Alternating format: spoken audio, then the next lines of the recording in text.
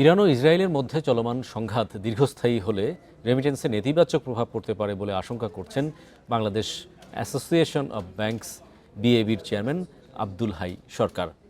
সোমবার বাংলাদেশ ব্যাংকের গভর্নর মোস্তাকুর রহমানের সাথে সাক্ষাৎ করেন বিএবি চেয়ারম্যানের নেতৃত্বে একটি প্রতিনিধি দল।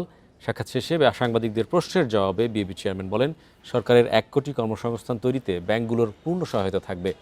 এ সময় কেন্দ্রীয় ব্যাংকের সাথে ব্যাংকগুলোর দূরত্ব কমিয়ে আনার ওপর জোর দেয় বিএবি। এছাড়া ব্যাংকিং খাতে উন্নয়ন, নীতিগত সমন্বয় এবং ভবিষ্যৎ সহযোগিতার বিভিন্ন বিষয় নিয়ে আলোচনা হয়েছে বলেও জানায় BAB chairman. Rainbow allrounder exterior paint বাড়ির বাহিরের দেয়ালের সুরক্ষা নিয়ে থাকুন নিশ্চিন্ত, সাথে পাচ্ছেন 10 বছরের ওয়ারেন্টি। উনি 1 কোটি লোকের কর্মসংস্থান করবে, সেটা করতে গেলে এবারে সব সেক্টরের সাপোর্ট দরকার।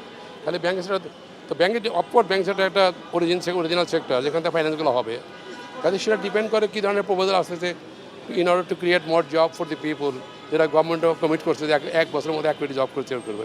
এটা ট্রিমেন্ডাস জব, তার জন্য সবারই সহযোগিতা দরকার, তাহলে আমরা করলে হবে না আর কি। তা আমরা ব্যাংকার হিসেবে যতটুকু করা দরকার ডেফিনেটলি আমরা করবো।